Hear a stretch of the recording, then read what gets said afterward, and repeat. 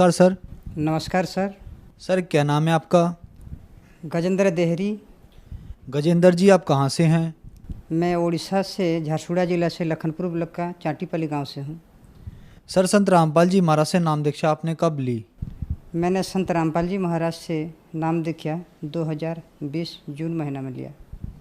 संत रामपाल जी महाराज से नाम दीक्षा लेने से पहले आप क्या भक्ति साधनाएं करते थे? मैंने संत रामपाल जी महाराज से नाम दीक्षा लेने से पहले सभी गुरुओं के भक्ति की थी। उड़ीसा में जितने भी हैं, जैसे ब्रह्म कुमारी, ओम शांति, जय गुरुदेव, अलेख महिमा, सदगुरु, कृष्ण गुरु, सबकी भक्ति कर रहा था। और बचपन से मुझे एक असाध्य रोग था, जो डॉक्टर ने बता दिया था कि ये क्यूरेबल नहीं है, असाध्य रोग है। तो तभी से मैंने भक्ति में जुड़ गया था, बचपन से भक्ति में जुड़ गया था। सिकल सेल एनीमिया सिरोसिस था। डॉक्टर ने बुर्ला का, जो हमारे उड़ीसा का बहुत बड़ा हॉस्पिटल है, बुर्ला हॉस्पिटल, उसके नज़दीक है गुप्ता नर्सिंग होम, वहाँ पे बता दिया था डॉक्टर ने। तो वहाँ से मैंने, जब मुझे घर लेके आए घर के लोगों, तभी से मैंने भक्ति लगा दी थी कि परमात्मा की शरण में जाऊँ, अपना कल्याण कराऊँ, भक्ति करूँ और मोक्ष पा के संसार से उद्धार हो जाऊँ। ऐसे बचपन से भक्ति में लग गया था। और भक्ति करते करते कोई राहत नहीं मिल रहा था। जहाँ भी जाऊँ, जिस गुरु भी बनाऊँ, जिस भक्ति भी करूँ, कोई राहत नहीं मिलता था। लास्ट में मैंने ऐसे सोच लिया कि कुछ खा के, जहर खा के मर जाऊँ, क्योंकि ज़िंदगी मुझे नहीं जीना है। घृणा हो गया था, क्योंकि मेरा शरीर ऐसा बिगड़ रहा था धीरे धीरे, ताकि मुझे जीने की भी कोई उम्मीद नहीं थी, कि कोई बचना इच्छा भी प्रकाश नहीं कर रहा था। धीरे धीरे मैंने लास्ट को सदगुरु, एक सदगुरु है उड़ीसा में और छत्तीसगढ़ के बॉर्डर में, एक सदगुरु बना लिया और भजन कीर्तन करता रहा। उसको भी 8-10 साल के भजन कीर्तन किया, लेकिन कुछ नहीं हो पाया। लास्ट में मैं सब ये मांस मछली सब खाता था, अंडे खाता था, मांस मछली मांस खाता था, कुछ पान भी खा लेता था, पुड़िया भी खा लेता था। और उसी दिन से मुझे, जब ये सब करता था, तो मुझे ये गल ब्लैडर स्टोन हो गया, जन्डिस हो गया और साइटिका हो गया। तभी से मैंने डॉक्टर को दिखाया। डॉक्टर बोले कि ऑपरेशन लगेगा, लीवर कैंसर, कोई इसका इलाज नहीं है, इसका ऑपरेशन करना पड़ेगा। बाद में टीबी भी हो गया था और डॉक्टर ने बोला कि बहुत सारे प्रॉब्लम है। तो मैंने सोचा कि अब मेरा कुछ नहीं होने वाला है, डॉक्टर ने भी मना कर दिया है, ऑपरेशन बोला है। तो मैं बहुत दुर्बल था, ऑपरेशन करूँगा तो मर जाऊँगा। तो ऐसे ऐसे मैंने बहुत लोगों के साथ मिलता जुलता था, भक्ति के बारे में चर्चा करता था कि कैसे भक्ति करूं, क्या भक्ति करूं, कुछ मुझे राहत मिल जाए, कौन सी गुरु बनाऊं। कोई पुराण शास्त्र में किसी गुरु का प्रमाण नहीं था। जिस गुरु को मैं बनाता था, भजन कीर्तन करता था, गीता, वेद शास्त्र, बाइबल, कुरान शरीफ में कोई भी नहीं था।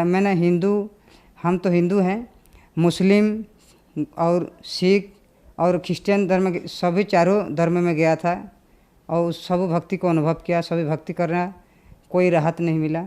लास्ट को मैंने, एक मेरे मामा जी थे, उसने मुझे ज्ञान गंगा पुस्तक दिया। उसी ज्ञान गंगा पुस्तक को पढ़कर मैंने 7 साल तक रख दिया था।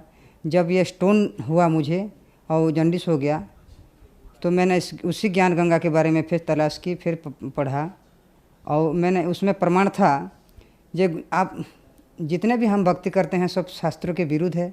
कोई प्रमाण नहीं है वेद शास्त्रों में, 18 पुराण में, बाइबल में, कुरान शरीफ में, गुरु ग्रंथ में किसी का प्रमाण नहीं है कि पूरा गुरु हैं। और ब्रह्मा विष्णु का, महेश्वर का मैं भक्ति करता था। मुझे तो बचपन से था कि ये नाशवान है, अविनाशी नहीं है, क्योंकि इसका जन्म मृत्यु होता था। तो मुझे उसी अविनाशी परमात्मा की तलाश थी और उसी अविनाशी परमात्मा को कौन गुरु मुझे मिलाएगा। मैंने अपने इस असाध्य रोग को साधन करने के लिए, आरोग्य पाने के लिए, भारत में जितना भी गुरु हैं, जैसे मधु परमहंस जम्मू कश्मीर वाला, धन धन सदगुरु, सच्चा सौदा, प्रकाश मुनि, जैसे उड़ीसा में ब्रह्म कुमारी, गायत्री धर्म, जैसे बेंगलुरु में साईं बाबा, सभी के दरबार गया, कहीं पे राहत नहीं मिला। और लास्ट में मेरे मामा जी ने मुझे ज्ञान गंगा पुस्तक दिया, उसी को मैंने पढ़ा। उसी में सब प्रमाण था कि गीता में प्रमाण है कि भगवान अर्जुन के बोल रहे हैं कि अर्जुन, तू तत्वदर्शी संत के शरण में जा, वही सच्चा गुरु है, वही पूर्ण गुरु है, पूरा गुरु है, वही तुझे परमात्मा प्राप्ति कराएगा। और मैंने पढ़कर उसके रख दिया था। जब मुझे प्रॉब्लम होने लगा, ये बीमारी हो गया, स्टोन हो गया, ग्लैंडर स्टोन हो गया, तभी मैंने ज्ञान गंगा बही खुला और देखा, पढ़ा और नाम लेने के लिए मुझे ज्ञान, सबको पहले मैंने परीक्षण निरीक्षण किया कि संत रामपाल जी महाराज जो हैं अवतार हैं, अभी उनके शिष्य बता रहे हैं, उसमें प्रमाण दे रहे हैं कि ये पूरा गुरु हैं, ये परमात्मा हैं और इनके शरण में जाने से सभी रोग कष्ट दूर होते हैं, सुख होता है, शांति होता है, सतलोक प्राप्ति है, मुक्त होता है।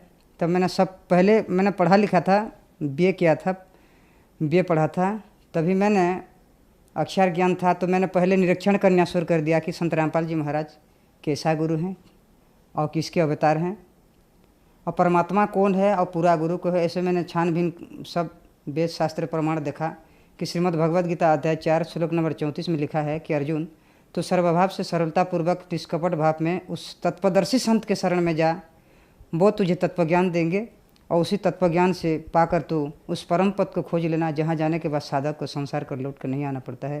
तभी मैंने गीता भी 2 टाइप का गीता मंगाया, उसमें वेरीफाई किया, उसको मिलाया कि संत रामपाल जी महाराज जो ज्ञान गंगा पुस्तक में जितने भी 18 पुराण, 4 वेद, 6 शास्त्र, बाइबल, कुरान, कुरुष्करण से जितने भी प्रमाण दिए हैं सबको मैंने ला के मेरे पास जितने भी वेद ग्रंथ था उसमें मिलाया।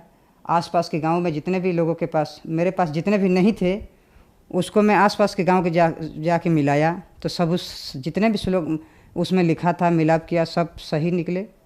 और मैंने सोचा कि संत रामपाल जी महाराज पूर्ण परमात्मा, अविनाशी पूर्ण ब्रह्म कबीर साहब के अवतार हैं, क्योंकि बाइबल में, ऑर्थोडॉक्स बाइबल में लिखा है कि कबीर ही परमात्मा है, कुरान शरीफ में लिखा है कि अल्लाह कबीर है, गुरु ग्रंथ में लिखा है कि गुरु नानक बता रहे हैं कबीर ही परमात्मा है, और श्रीमद् भगवद गीता के 73वां अध्याय में कबीर साहब का नाम है, और भगवद गीता 7 नंबर अध्याय के 9 नंबर श्लोक में भी है। मैंने सब प्रमाण मिलाया, तब मैंने ठान ली कि यही गुरु है और कबीर साहब भी परमात्मा है और कबीर साहब के अवतार हैं संत रामपाल जी महाराज।